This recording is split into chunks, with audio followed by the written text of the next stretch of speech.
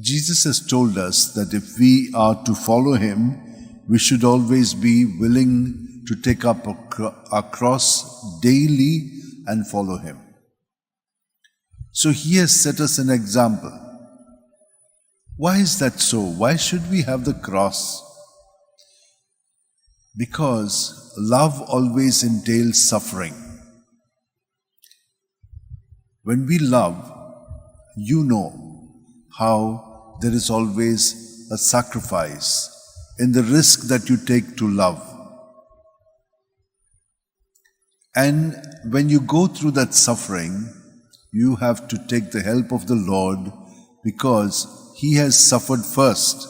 And since we are in him through our baptism, all our suffering is also united to his, and it is his strength that we get to go through it.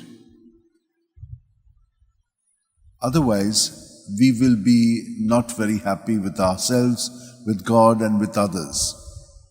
That is the experience that the evil one wants us to have.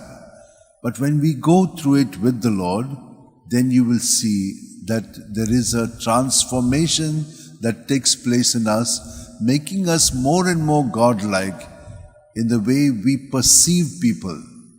We know how they are still struggling. They are not yet there. And that is what love entails, to be present to them in such moments. They may be very self-centered.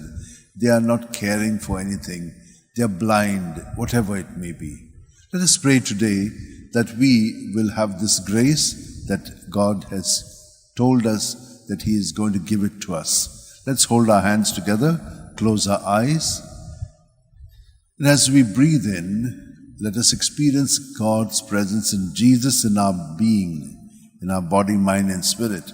And as we breathe out, empty all that is there in your experiences, the good, the bad, the ugly.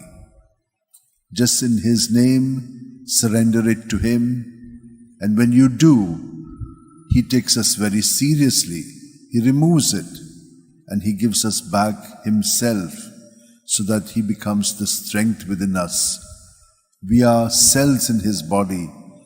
He gives strength to each one of his parts, for we are his parts. And so let us experience that healing process that takes place at every moment.